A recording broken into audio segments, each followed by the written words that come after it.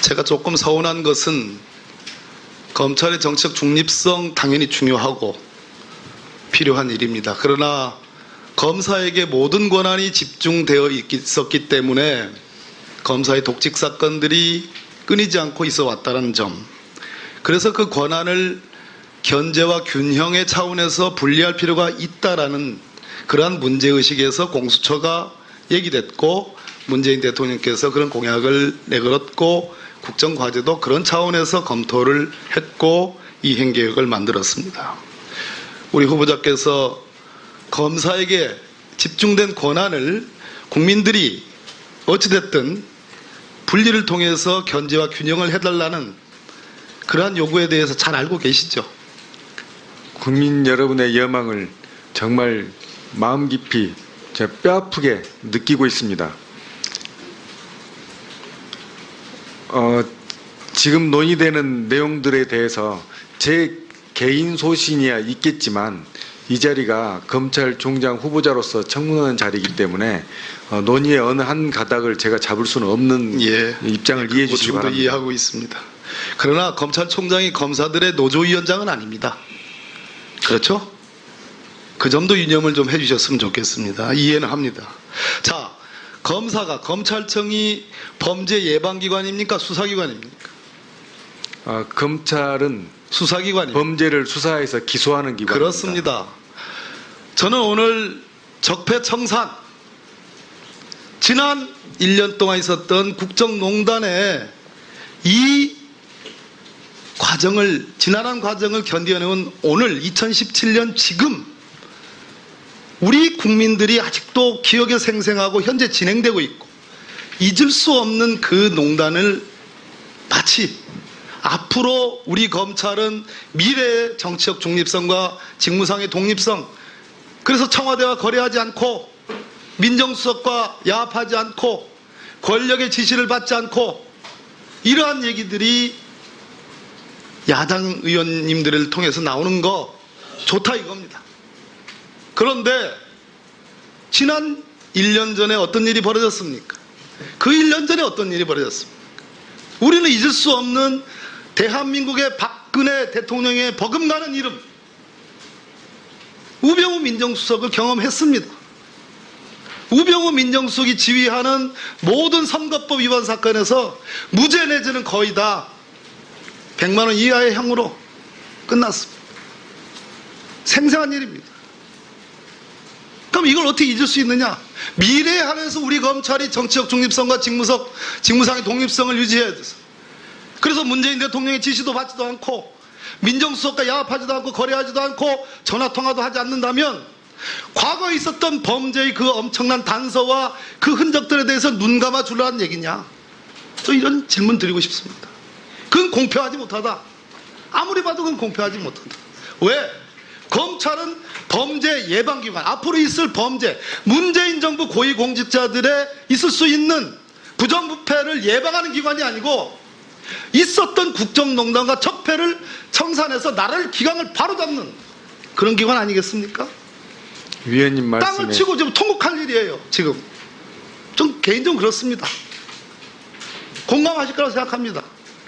그래서 오늘 장 총장 후보자께서 제가 검찰총장에 취임하면 철저하게 조사해서 이 문제를 해결하겠습니다라는 정도의 추상적 원론적인 답변에도 저희가 일면 공감하고 일면 또 아쉬운 대목도 있다, 이런 제 소회를 전달 드리는 거예요. 전 충청도 사람이지만 저기 전라도식 표현에 하면 제 마음이 폭폭하다 이런 말입니다. 왜 그렇지 않겠습니까? 더더군다나 우리 존경하는 조홍천 의원님 같은 경우는 불과 몇 년 전에 어떤 일이 있었습니까? 잊을 수 없는 역사입니다. 이 역사를 어떻게 잊고 이 정의를 바로 세웁니까? 이게 제가 갖고 있는 검찰관입니다. 자, 최동호 검찰총장 시절 2013년을 제외한 그 뒤에 김진태 검찰총장, 김순환 검찰총장 왔습니다. 조직은 안정됐습니다. 그러나 조직은 안정됐을는지 모르지만 그것은 외형적 안정이었죠. 그렇지 않습니까? 그때 무슨 일이 있었습니까? 문건 사건이 있었고 거기서 이미 예고했고 그 뒤에 결정적인 증거들이 언론을 통해서 나왔습니다. 수사에 바로 착수하지 않았습니다. 특검이 도입됐습니다. 아직도 진행하고 있습니다. 조직의 안정이라는 것은 궁극적으로 민주주의 원리에 충실할 때 진정한 의미의 국민을 위한 봉사 기관으로서 조직의 안정이 나오는 것이지, 위에서 내리누르는 거 지시받고 하명하고, 전 그거 동의하지 않습니다. 적어도 문재인 정부는 그리 가는 정부는 아니라고 저는 확신하고 있습니다. 제가 아는 문재인 대통령은 그런 분이라고 확신하고 있습니다. 그런 문재인 대통령에서 지명받은 우리 문무일 검찰총장은 저는 그 여망을 받아서 잘 해줄 거라고 믿습니다. 위원님께서 말씀하신 사항을 유념해서 제가 검찰총장으로 임명된다면 검찰 본연의 가치, 국민 여러분께서 바라는 검찰 본연의 모습, 그걸 이루어내고 끝까지 지키도록 헌신을 다하겠습니다. 예, 수고하셨습니다. 다음은 존경하는 이용주 의원님 질의해 주시기 바랍니다. 철저하게 조사해서 이 문제를 해결하겠습니다라는 정도의 추상적 원론적인 답변에도 저희가 일면 공감하고 일면 또 아쉬운 대목도 있다, 이런 제 소회를 전달드리는 거예요. 전 충청도 사람이지만 저기 전라도식 표현에 하면 제 마음이 폭폭하다, 이런 말입니다. 왜 그렇지 않겠습니까? 더더군다나 우리 존경하는 조홍천 의원님 같은 경우는 불과 몇 년 전에 어떤 일이 있었습니까? 잊을 수 없는 역사입니다. 이 역사를 어떻게 잊고 이 정의를 바로 세웁니까? 이게 제가 갖고 있는 검찰관입니다. 자, 최동호 검찰총장 시절 2013년을 제외한 그 뒤에 김진태 검찰총장, 김순환 검찰총장 왔습니다. 조직은 안정됐습니다. 그러나 조직은 안정됐을는지 모르지만 그것은 외형적 안정이었죠. 그렇지 않습니까? 그럼 이걸 어떻게 잊을 수 있느냐? 미래에 한해서 우리 검찰이 정치적 중립성과 직무상의 독립성을 유지해야 돼서, 그래서 문재인 대통령의 지시도 받지도 않고 민정수석과 야합하지도 않고 거래하지도 않고 전화통화도 하지 않는다면 과거에 있었던 범죄의 그 엄청난 단서와 그 흔적들에 대해서 눈 감아 주라는 얘기냐? 저 이런 질문 드리고 싶습니다. 그건 공평하지 못하다. 아무리 봐도 그건 공평하지 못하다. 왜? 검찰은 범죄 예방기관, 앞으로 있을 범죄, 문재인 정부 고위공직자들의 있을 수 있는 부정부패를 예방하는 기관이 아니고 있었던 국정농단과 적폐를 청산해서 나라를 기강을 바로잡는 그런 기관 아니겠습니까? 위원님 말씀에 땅을 치고 지금 통곡할 일이에요. 지금 좀 개인적으로 그렇습니다. 공감하실 거라고 생각합니다.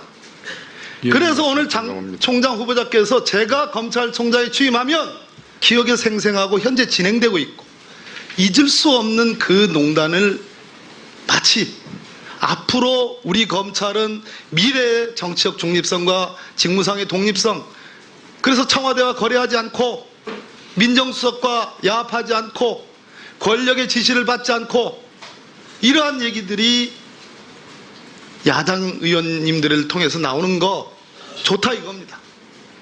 그런데 지난 1년 전에 어떤 일이 벌어졌습니까? 그 1년 전에 어떤 일이 벌어졌습니까? 우리는 잊을 수 없는 대한민국의 박근혜 대통령의 버금가는 이름, 우병우 민정수석을 경험했습니다. 우병우 민정수석이 지휘하는 모든 선거법 위반 사건에서 무죄 내지는 거의 다 100만 원 이하의 형으로 끝났습니다. 생생한 일입니다. 네. 제가 조금 서운한 것은 검찰의 정치적 중립성 당연히 중요하고 필요한 일입니다. 그러나 검사에게 모든 권한이 집중되어 있었기 때문에 검사의 독직 사건들이 끊이지 않고 있어 왔다는 점, 그래서 그 권한을 견제와 균형의 차원에서 분리할 필요가 있다라는 그러한 문제의식에서 공수처가 얘기됐고 문재인 대통령께서 그런 공약을 내걸었고 국정과제도 그런 차원에서 검토를 했고 이행계획을 만들었습니다. 우리 후보자께서 검사에게 집중된 권한을 국민들이 어찌됐든 분리를 통해서 견제와 균형을 해달라는 그러한 요구에 대해서 잘 알고 계시죠? 국민 여러분의 여망을 정말 마음 깊이 제가 뼈아프게 느끼고 있습니다. 지금 논의되는 내용들에 대해서 제 개인 소신이야 있겠지만 이 자리가 검찰총장 후보자로서 청문하는 자리이기 때문에 논의의 어느 한 가닥을 제가 잡을 수는 없는 입장을 이해해 주시기 충분히 바랍니다. 이해하고 있습니다. 그러나 검찰총장이 검사들의 노조위원장은 아닙니다. 그렇죠? 그 점도 유념을 좀 해주셨으면 좋겠습니다. 이해는 합니다. 자, 검찰청이 범죄 예방기관입니까? 수사기관입니까? 검찰은 수사기관입니다. 범죄를 수사해서 기소하는 기관입니다. 그렇습니다.